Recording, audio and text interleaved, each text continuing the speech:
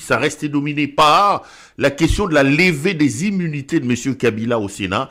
Vous savez que le Sénat a mis en place une commission pour traiter de la question et venir avec des résolutions au niveau de la plénière. Et quelle est votre lecture? Est-ce que vous pensez que c'est de la provocation, c'est une sorte de harcèlement contre Kabila où l'État, dans son rôle régalien de protéger et ses citoyens et de se protéger lui-même, a le droit, lorsqu'un de ses citoyens, comme Kabila soit-il, délinque, de pouvoir mettre en place les mécanismes pour les sanctionner. C'est simplement, ce n'est rien de tout cela. Ça rentre dans les contextes, dans les cadres de l'expression. C'est un symptôme de l'idiocratie, en fait. L'idiocratie, quand on dit idiocratie, ce n'est pas une injure. J'ai toujours expliqué sur d'autres plateformes que chez les Grecs, le mot idiot servait justement, se référait aux gens qui ne voyaient qu'eux-mêmes, qui ne répondaient qu'à leur pulsion d'écrasement des autres, et des gens qui ne comprenaient pas la logique à l'époque de Platon. C'est pourquoi dans les livres de la République, Platon parle de la formation du personnel politique.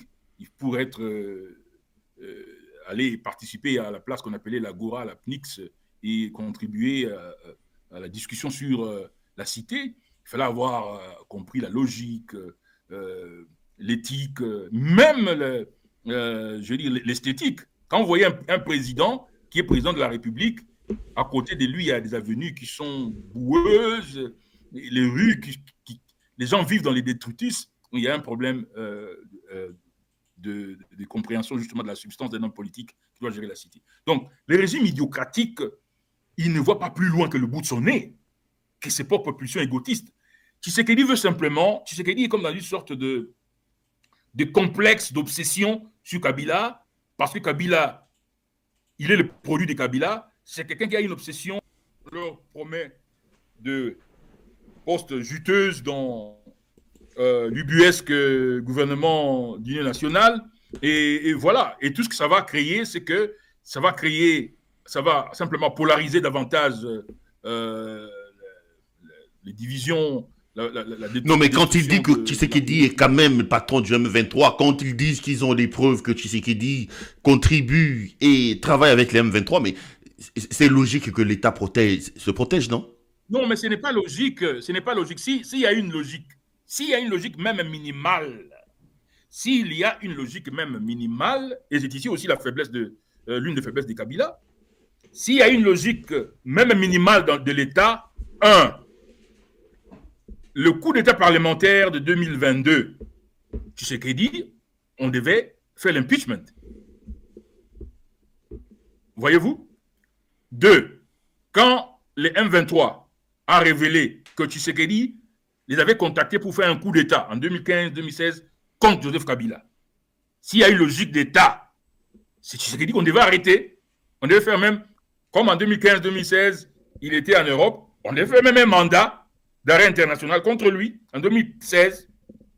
S'il y a logique, Tshisekedi qui a reconnu, malgré le fait que lui, il souffre parfois de rupture logique quand il parle, il dit, c'est moi qui avais invité les M23, mais j'étais reçu par mon ministre de l'Intérieur, je ne sais pas si moi je les avais invités ou non. Tu vois? Donc en une fraction de seconde, il dit choses et son contraire. Mais il avait affirmé que c'est lui qui les avait invités. En ce moment-là, quand il a dit ça, s'il y avait un minimum de logique d'État, le Parlement ou quelques parlementaires devaient mettre sur pied une commission pour l'accuser de trahison. Et beaucoup d'autres gens ont parlé de son père, Etienne Tshisekedi, qui a été au RCD, au Rwanda, etc. J'aime souvent la sagesse de Kengo Adondo. Kengo Adondo disait souvent que la loi ou même la décision d'État doit avoir comme repère la paix, la stabilité. Si vous devez prendre une décision, votre repère, c'est comment est-ce que cette décision permet de contribuer à la paix. Dans quelle mesure est-ce que cette décision que je voudrais prendre maintenant, politique fut-elle, contribue à la stabilité, contribue au progrès. Accuser, parce que, comme j'ai dit avant, hein, sur le plan philosophique, sur le plan scientifique, Tshisekedi dans une sorte d'impulsion thanatos, l'impulsion primaire de l'écrasement de l'autre. C'est pourquoi je parle d'un régime idiotique. Et donc, fondamentalement, c'est ça. Et donc, aujourd'hui, on ne peut pas parler de logique d'État, parce que si on devait appliquer la logique d'État, c'est Tshisekedi qui devait être déjà arrêté en 2021-2020. Mais quand je disais tout cela, il y avait FCC Cash, personne ne voulait m'écouter. Voilà maintenant où on est. 2020, j'ai commencé déjà à dire tout cela. Vous-même, Perrault, mon jeune frère, vous savez de quoi je parle. 2021, je disais tout cela, il ne voulait pas m'écouter. Mais voilà où est-ce qu'on en est. Donc, malheureusement, Kabila, quelque part, est en train de subir les conséquences de son refus d'agir quand il était quand il était encore déboulonnable, quoi. En 2021, je disais, quand il est encore fragile, c'est maintenant qu'il faut l'éjecter. Les gens vont faire des marches, quelques organisations de la société civile vont parler, mais on va remettre le Congo sur les rails. Aujourd'hui, vous pensez qu'il n'est plus déboulonnable? Là, vous allez décevoir beaucoup de Congolais. Il n'est plus déboulonnable, Tshisekedi? Oui, mais malheureusement, Tshisekedi est très fort maintenant. Tshisekedi est très fort. En tant que Tshisekedi a démontré qu'il est un véritable animal politique. Moïse Katumbi a les moyens, les entrées, les relations aux États-Unis. Joseph Kabila, un ancien militaire, l'homme qui a conquis Kisangani, qui a géré le Congo pendant 18 ans, qui a créé certains partis politiques, et plutôt acteurs politiques, et qui a même créé Tshisekedi comme détenteur de l'Imperium. Voilà que ça fait 6 ans que Tshisekedi aujourd'hui a atteint même le paroxysme où il les persécute. Et la plupart, ils ne font que pleurnicher, il n'y a que de jérémiades. Il ne veut pas me donner mon passeport, voilà, il veut prendre nos maisons, etc. Et il ne faut pas oublier. Donc il faut pas les minimiser d'une certaine manière. Il faut les prendre au sérieux. Non, il ne faut pas les minimiser.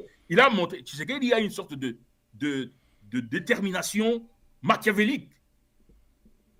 Il a une sorte de hargne, une sorte d'obsession dans laquelle il met son énergie et il n'écoute personne et il y va. Même s'il va faire de grabuge, même s'il va s'automutiler, etc. Mais il y va. Regardez, il a commencé par éjecter la majorité, démolir la démocratie constitutionnelle. Personne n'a bougé les petits doigts. Quand on disait aux gens du FCC, ils disaient non, voilà, c'est gérable, Kabasubabou, c'est gérable. Voilà, il a déboulonné. Quand il a fait partir le vieux ici, Ilunkamba, au Katanga, il a roulé dans la farine, il l'a envoyé là-bas, comme un jeune homme, aller paître là-bas, pendant que lui il changeait la constitution ici, avec l'autre gaillard, là, c'est qui de chez moi, là-bas, du Kasaï occidental, qui était ministre de l'Intérieur. Violation flagrante de la constitution. Gilbert Gakonde. C'est gravissime. À cette époque-là, Mabunda était encore président de l'Assemblée nationale et Kambo Mamba était président du Sénat.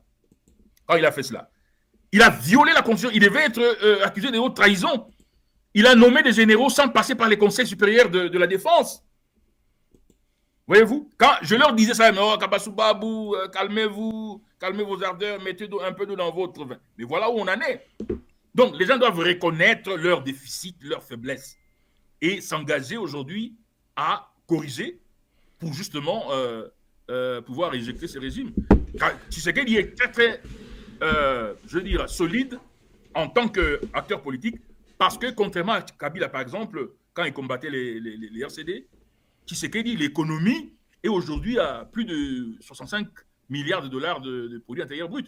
Tshisekedi a l'argent du cuivre, du cobalt. En fait, c'est même l'ironie. Tshisekedi puise au Katanga les ressources financières pour écraser les Katangais. Tshisekedi utilise des Katangais, des Swahilophones pour écraser des Swahilophones. Voyez-vous? Et il a l'argent pour recruter les mercenaires quand quelqu'un comme Eric Prince, qui est un milliardaire. Écoutez, monsieur, Eric Prince, ce n'est pas n'importe qui. Eric Prince, ce n'est pas c'est pas des Roumains ou de Wagner. Eric Prince, le Blackwater, avait des contrats avec CIA, avec le Pentagone, en Afghanistan et en Irak. C'est quelqu'un de redoutable. Quand Si Tshisekedi est capable de lui donner de l'argent pour qu'il réorganise des mercenaires colombiens et de la Légion militaire française, il faut prendre ça au sérieux. C'est pourquoi il faut accélérer l'éjection de ce régime avant qu'il puisse développer encore d'autres capacités. On croise les doigts espérons.